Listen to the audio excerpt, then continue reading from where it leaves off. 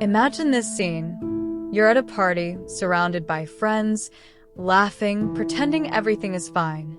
But inside, something is about to break. Something you never thought was possible. Now, imagine that while everyone around you is distracted, you make the most unthinkable mistake, and no one notices. I did that. I cheated on my husband in front of everyone, and he never knew. And the worst part? I felt more alive than I ever have before. I know what you're thinking. How is that even possible? How could someone do that and still live with the guilt? It's not just about the betrayal. It's not just what happened that night. It's everything you hide from yourself, the truths you'd rather not face. It's the desire you didn't even know you had, the desire to be wanted, to feel something more. But this isn't just any story. This is the story that will change the way you see love, loyalty, and what it truly means to be faithful. Now, before I go any further, I'll ask you this. Have you ever thought about how a single glance, a touch, a word can change your life forever? What if I told you that everything you think you know about marriage and loyalty is just scratching the surface?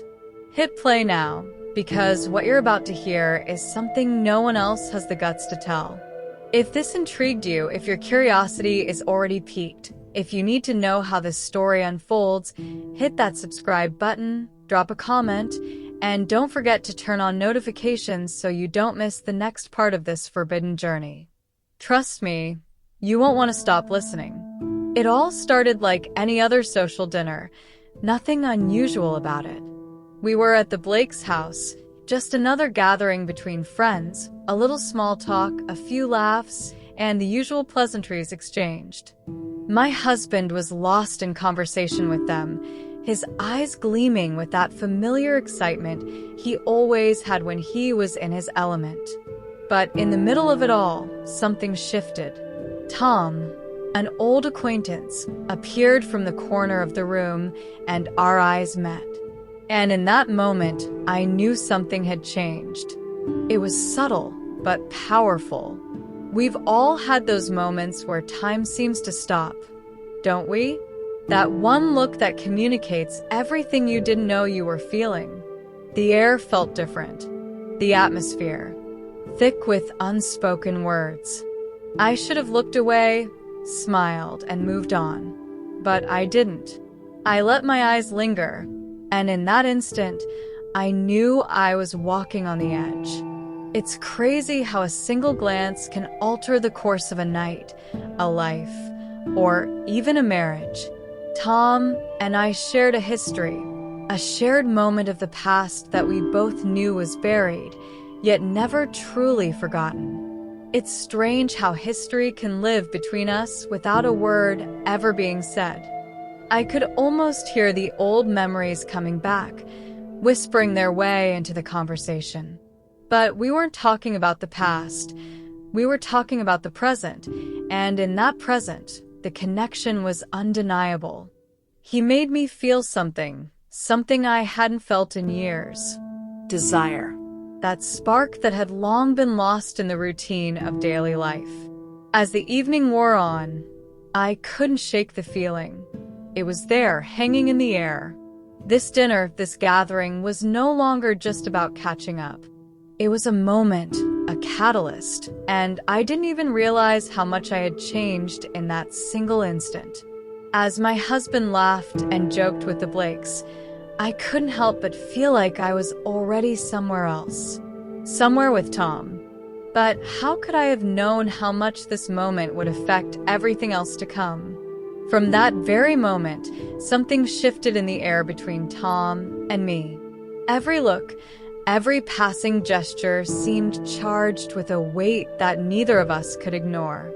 It wasn't just about eye contact. It was the silence that followed. You know that feeling when someone's presence alone sends a message you can't quite decipher, but you can feel it? That was Tom. His every word felt like a secret invitation, and it wasn't lost on me. And when he asked if I missed being touched like before, I found myself paralyzed, caught between a past longing and the present moment. I didn't answer him right away. I couldn't. The words were stuck in my throat. But the silence? Oh, that spoke volumes. In that silence, everything was communicated. I didn't need to say it out loud. I think, deep down, we both knew what was happening. It wasn't just the physical distance that kept us apart anymore. It was that invisible pull, that tension that neither of us wanted to acknowledge, yet both of us felt. It was strange how one question could unravel everything I thought I had under control. I caught myself staring at him a little too long, my mind racing, questioning what I was really feeling. Was it the memory of who we once were, or was it something deeper, something more forbidden? Something I had never allowed myself to want? The way he looked at me, it wasn't with casual indifference, but with something else entirely. A curiosity, perhaps, or a shared understanding that neither of us dared to voice. I couldn't stop myself from wondering if he felt the same tension. That perhaps he, too, was walking a fine line between what was acceptable and what was not. As the night carried on, I could feel the electricity between us, humming just beneath the surface. Every subtle gesture felt loaded. A brush of my arm as he passed by, a compliment whispered low enough for only me to hear. They were small things, almost imperceptible to anyone else, but to me, they were everything. The more we exchanged glances, the more I realized I wasn't just entertaining an innocent flirtation. I was standing at the edge of something I hadn't expected, something I couldn't walk away from. And in that moment, I knew I was already too far gone to turn back now. As the night unfolded, something more daring began to surface. The room around us faded, and in its place, an unspoken drama started playing out between Tom and me. It was as though we were the only two people in the room, and everything else became irrelevant. Our small gestures, the subtle movements, the way we leaned in just a little closer than necessary, it wasn't loud or overt. It didn't need to be. In fact, it was the quiet, unnoticed things that made it so powerful. It was a seduction no one could call out, yet everyone could feel. The others were deep in their own conversations, oblivious to the chemistry building between us. But I wasn't oblivious to the way Tom's hand brushed against mine under the table, or the way his eyes lingered on me just a little too long. It was a game, a performance, and I was playing along, letting myself be swept into it. It was almost as if we were speaking a language only we understood, a secret that couldn't be spoken aloud. The room was full of people, but all I could see was him. All I could feel was him. Tom didn't make it obvious. He didn't try to push things further, not yet, but the tension was thick, undeniable. It was like the entire room was a stage, and we were both playing our parts, just enough to keep everyone entertained, just enough to keep the act believable. But beneath the surface, something was stirring, something that would be impossible to stop. Every word, every look, every touch was part of the performance. And I, too, was complicit, caught in the allure of what was unfolding before us. As the night wore on, I couldn't help but feel that I was walking a dangerous line. I didn't care about the consequences. All I cared about was the connection we had, the way our bodies spoke without words. We were seducing each other in plain sight, and no one could see it. Or maybe they could, but they were too polite to acknowledge it. Maybe it was just me, but I felt as if we were both caught in a silent, dangerous dance that neither of us could step away from. It was in the kitchen, out of sight of everyone else, when everything changed. The moment my body reacted before my mind could catch up. Tom's hand on my waist was supposed to be just a casual touch, an accidental brush. But it wasn't. It was deliberate, slow, intentional. And for a brief second, I felt the heat of his palms seeping into my skin, igniting something I had long buried. I should have pulled away. I should have stopped it right there. But instead, I found myself leaning into him, letting the forbidden moment linger. When he kissed me, it was a quick, hidden kiss, but it wasn't meaningless. It was a betrayal. A physical betrayal, yes, but it felt like more than that. It felt like a betrayal of everything I had convinced myself I was. I couldn't even look at him for a moment afterward. I just stood there, feeling the weight of what had happened, feeling the taste of my own guilt and desire swirling together. And yet, there was something deeper, a thrill that followed the kiss, one I hadn't felt in a long time. Desire, yes, but also something darker, something thrilling. As I stepped back into the living room, I tried to return to normalcy, to act as though nothing had happened. But it wasn't the same. I wasn't the same. I could still taste the kiss on my lips, and the rush of excitement was still coursing through my veins.